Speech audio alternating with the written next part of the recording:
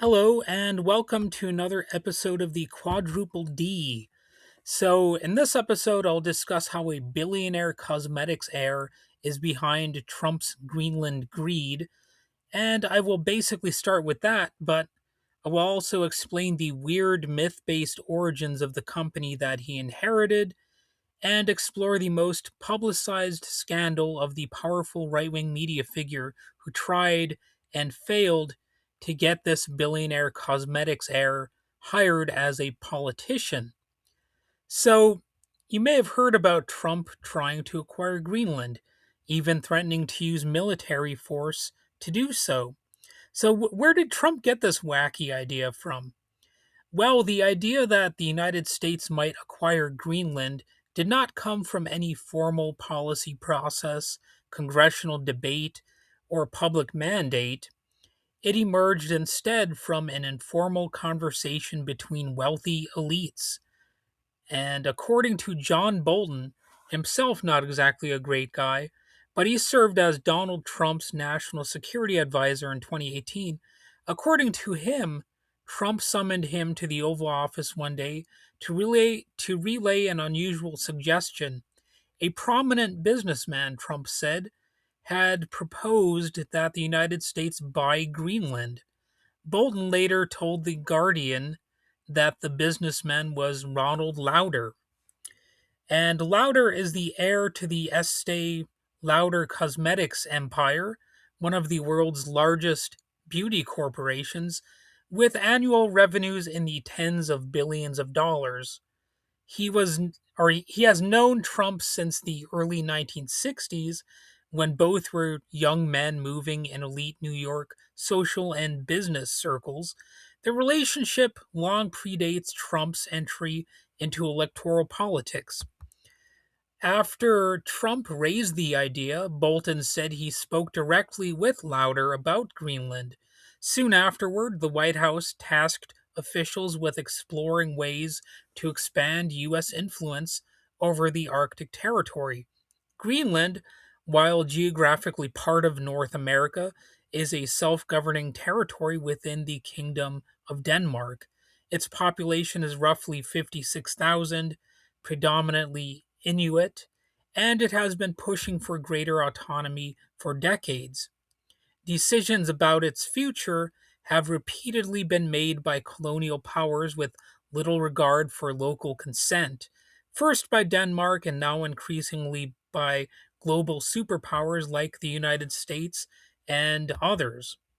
So, this obviously illustrates how state policy often functions as an extension of elite networks rather than collective decision making for the greater good. There was no democratic process behind the proposal, nor any serious concern for Greenlanders' right to self determination. Instead, an idea floated by a billionaire pal was treated as a legitimate strategic option by the world's most powerful state. And Bolton later remarked that Trump had a habit of absorbing claims from his pals as unquestionable facts. Bolton said, bits of information that he hears from friends, he takes them as truth, and you can't shake his opinion. So, Bolton has come under fire from Trump, of course, because he's not a total lapdog. And, that pattern that Bolton just explained, or that I quoted him explaining, that helps explain why the Greenland idea resurfaced years later, with Trump escalating from talk of purchase to not so vague threats of coercion. Such language reflects a long tradition of U.S. imperial thinking in which territory, resources, and populations are viewed as mere assets to be acquired. Greenland's strategic importance is real, mind you. The island holds significant reserves of rare earth elements, uranium, and other minerals increasingly vital to modern technologies. It's also central to Arctic shipping routes and military positioning as ice coverage declines due to climate change, which, of course, the United States is exacerbating. The U.S. already operates a space base in northwest Greenland, a key installation for missile warning and space surveillance. None of this, however, justifies the notion that Greenland can be bought, seized, or traded between other states without any of its own input. So, Lauder's role raises further concerns about the overlap between private wealth and geopolitical ambition. As Trump revived aggressive rhetoric about Greenland, Lauder reportedly acquired business interests connected to the territory. So, dots are being connected here, if you're paying attention. He has also been linked to a consortium seeking access to mineral resources in Ukraine, another context in which Trump has publicly suggested extracting economic concessions from a country under military assault.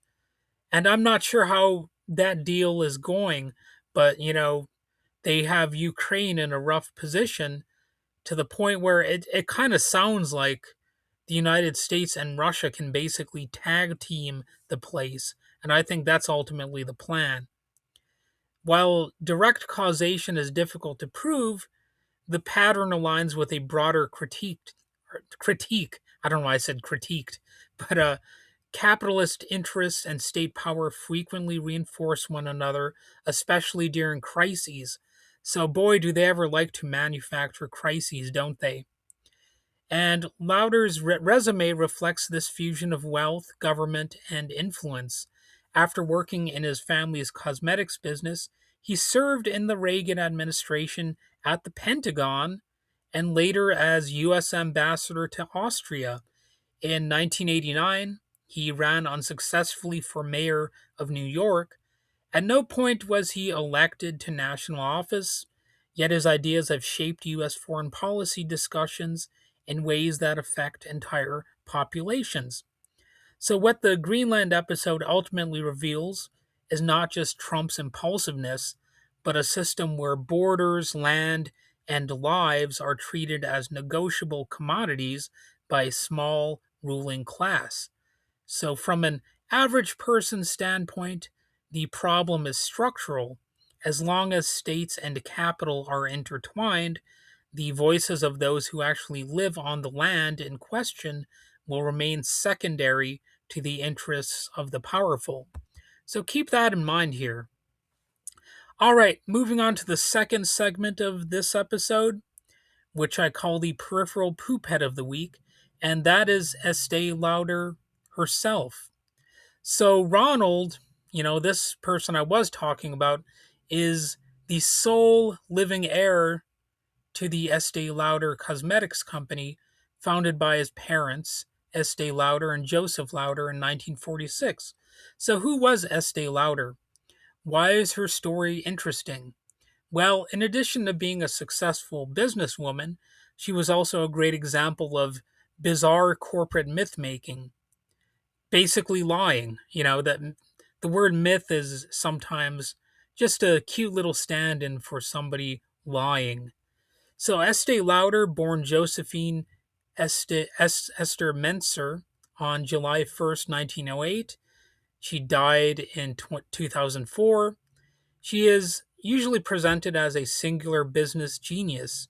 She became wealthy and famous as the co-founder of the Estee Lauder cosmetics empire, established in New York City in 1946 with her husband Joseph Lauder, who later changed his surname to sound different than his origin. So by the late 20th century, the company had grown into a multinational corporation selling luxury cosmetics, skincare, and fragrance through tightly controlled branding and department store counters. In 1998, Time magazine named her the only woman on its list of the 20 most influential business figures of the century, a framing that reflected the magazine's admiration for corporate power rather than collective achievement or any stories of ordinary people who have not generated great deals of money. And note to self, I should cover more ordinary people as well on this podcast, so I don't so often reflect the values of corporate media and the the state power that I'm kind of critiquing here. Anyway, Lauder's public image relied heavily on myth making, a common practice in the beauty industry and in corporate America in general, where aspiration and illusion are essential to selling products. She often encouraged stories suggesting aristocratic European roots and elite upbringing. These claims were later dismantled by journalist Lee Israel in the biography Estee Lauder Beyond the Magic, published in 1985. And interestingly, like a side note here, Lee Israel was controversial in her own way, as she had been caught forging letters. Later in her life, she was caught forging letters of decreased writers, or not decreased, deceased writers and actors, and even stealing the original letters to avoid getting caught. And a movie was actually made about her starring Melissa McCarthy. So, you know, that's also an interesting story, but I don't want to get too much into that. But anyway, the New York Times obituary of Estee Lauder was blunt in noting that she was a New Yorker and not an aristocrat at all, highlighting how personal mythology functioned as a marketing tool rather than a historical truth. That being said, she obviously did become wealthy and influential and passed that wealth and influence on to her sons and to other members of her family, which is oddly linked to Trump wanting to take over Greenland, if you think about it. You know, this this Ronald Lauder, he inherited wealth from this company, and that's messing with Greenland right now. Just think about that. That's what happens when you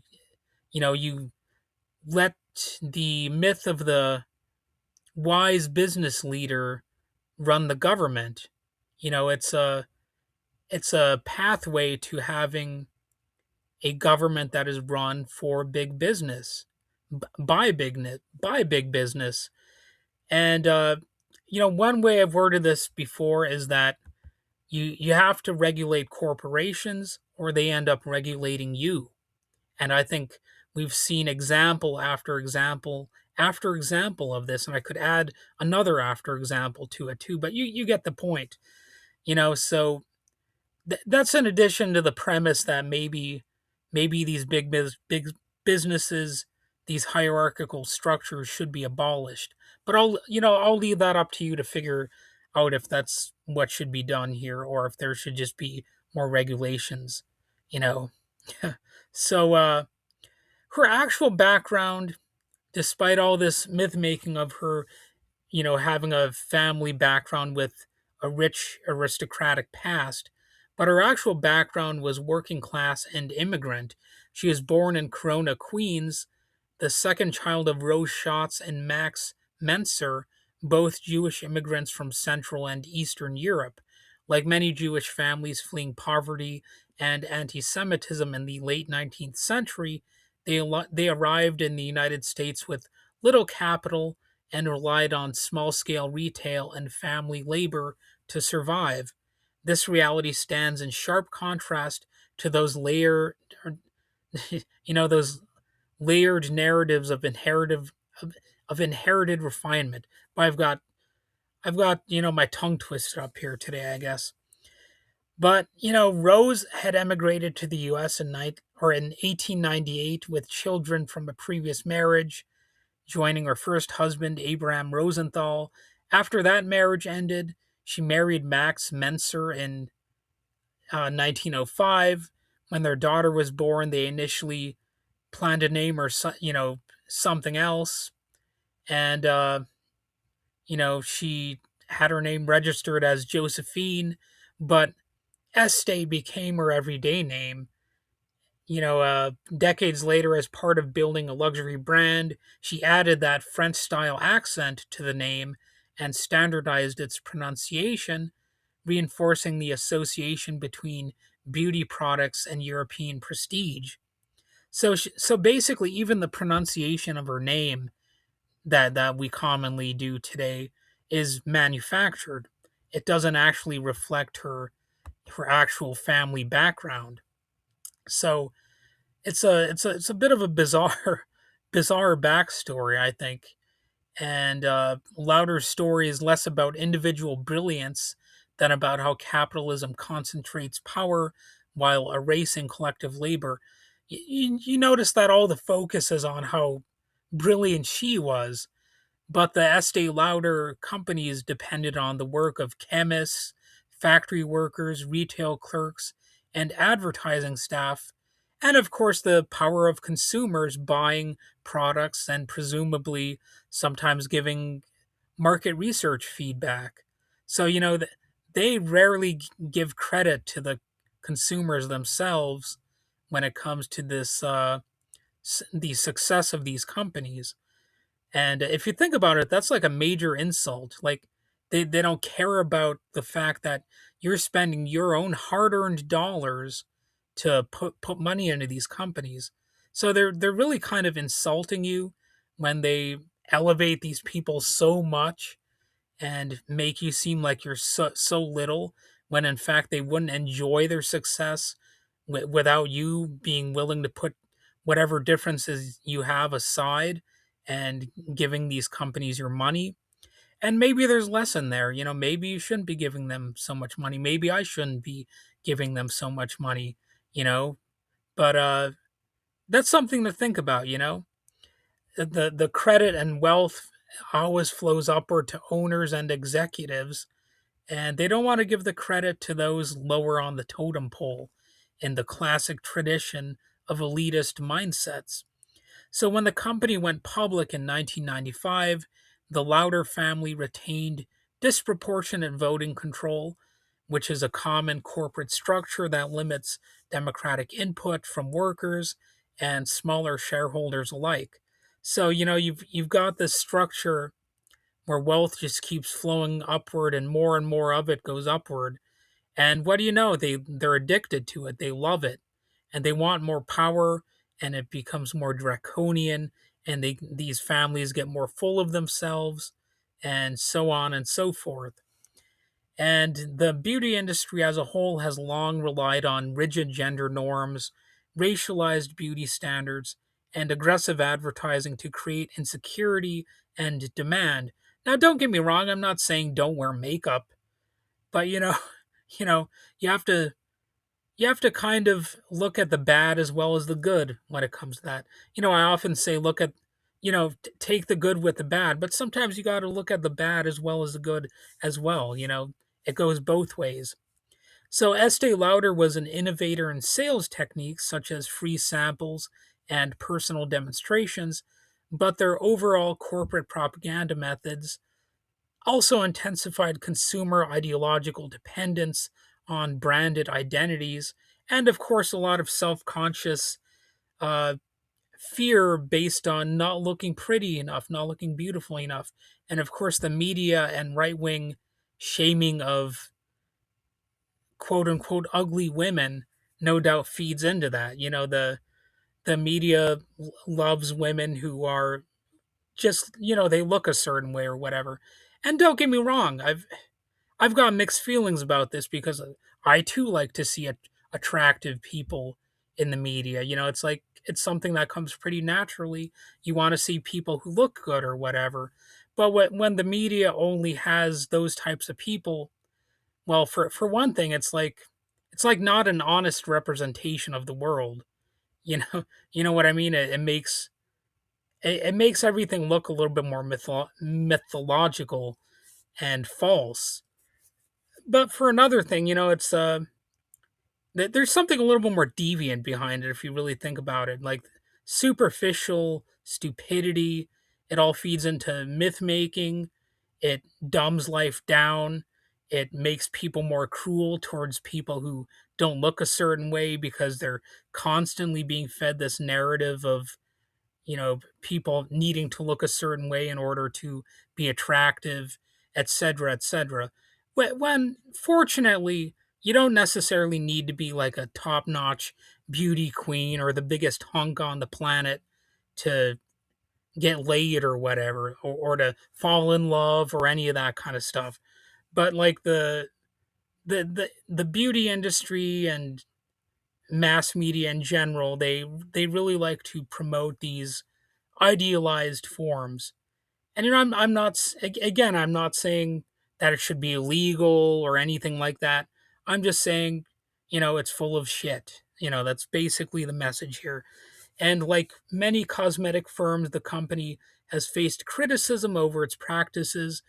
For example, one factory was found to be using child labor. No big surprise there.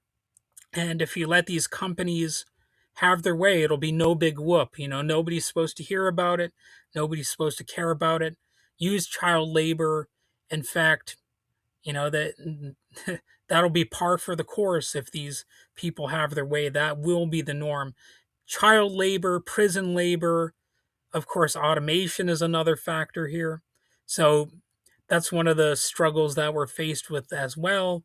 Like, do we really want machines to keep doing all of these jobs? I mean, it might be convenient, but then how do you afford how do you find work? Like so many jobs are going the way of the dodo bird, and I'm sure the cosmetics industry is no different. I'm sure I'm sure that some of those jobs are also going away. Also, the company of Estee Lauder has faced boycotts in recent years due to Ronald Lauder supporting the genocide in Gaza. He's one of those people. And putting that aside, Lauder's life reflects the Estee Lauder's life reflects the contradictions of immigrant survival turned into corporate domination. Her rise really demonstrates how capitalism can elevate a few individuals while obscuring the social systems, the exploited labor, the exploited consumers, and manufactured myths that make such elevation possible. So that's why I felt it important to cover this story, because you really get a sense that these people are all full of shit. They're lying one way or the other. You know, if it's not an egregious major lie, it'll be like a cute little lie about their backstory, their origins, or whatever. And they will actually erase parts of their own identity as part of their brand development. So, all right, looking at the fetid fever dream flashback of the week, I'm looking at Roger Ailes. So one of Ronald Lauder's campaign managers in his failed run for office was Roger Ailes of Fox News. And the biggest scandal involving Roger Ailes, at least the most publicized one, was the sexual harassment and abuse of power scandal that led to his resignation from Fox News in 2016. So here's what happened in plain terms if you haven't heard this story. Roger Ailes was the founder and longtime CEO of Fox News. For years, rumors circulated that he used his position to sexually harass women at the network. Those rumors became public and undeniable when former Fox host Gretchen Carlson filed a lawsuit accusing Ailes of sexual harassment and retaliation. After Carlson came forward, multiple women followed with similar accounts, and the pattern was pretty consistent. Ailes allegedly demanded sexual favors, or just outright was violent toward them in these allegations. And advancement or job security was implied or directly tied to compliance. Women who refused were sidelined, demoted, or fired. And the implication here is that if you don't do if you wouldn't do what he wanted, you would face some consequences. So there were some threats implied of one kind or another. And Fox News's parent company eventually conducted an internal investigation. Ailes resigned under pressure, received a large exit package, and Fox settled with several women for tens of millions of dollars. Ailes died the following year. And this wasn't a one off bad act, however. It was systemic behavior enabled by his power, the corporate structure, and a culture of fear. So, as I so often do here, I'm going to look at how this story actually helps feed the radical critiques of power, like from those goofball anarchist types. So, a silly Billy anarchist assessment would note that the ale scandal isn't surprising, it's almost predictable. If you're deeply skeptical of hierarchies, especially those that concentrate power in the hands of one person with little accountability, then ales perfectly embody that system. Uh, Point number one, he concentrated power, and that breeds abuse. Ailes had near total control over Fox News. Careers rose or fell based on his approval. This kind of hierarchy is dangerous because it creates structural vulnerability. People lower in the hierarchy are pressured to tolerate any abuse because resisting it comes at a personal cost. The issue isn't just that Ailes was abusive, although that's of course a part of it, but it's also that the system made abuse easy and low risk for him, at least apparently. And point number two is that institutions protect themselves, not people, that well. So for years, Fox News leadership ignored or buried complaints. Why? Because Ailes was profitable and powerful. So the dumbass anarchists out there often argue that large institutions prioritize their own survival over justice. In this case, the network didn't act until the scandal threatened public legitimacy and shareholder value.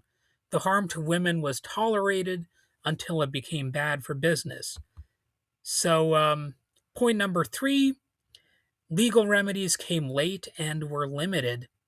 While lawsuits eventually forced change, the radical critique would note that the legal systems react after the harm, not before. And they also tend to individualize blame. Ailes became the villain, but the broader culture and corporate structure that enabled him remained mostly intact. Settlements didn't dismantle the hierarchy, they just removed one man when he became a liability. Point number four, media power is used as social control. So, beyond the harassment itself, those freako anarchic types would also point out that Ailes' role was in shaping mass media. Fox News under Ailes promoted strong authority, nationalism, and obedience to power while internally operating through coercion and silence. So, from that view, there's a bitter irony here. A man who publicly championed traditional values ran an organization that depended on intimidation and exploitation behind closed doors. So, the Roger Ailes scandal isn't mainly about one bad actor, it's a case study in what happens when power is centralized, accountability is limited, and people's livelihoods depend on pleasing those above them. Ailes' behavior was extreme, but the structure that enabled it is all too common. So, one of those radical freaks would argue that until these structures are challenged, similar abuses will keep happening just with different names.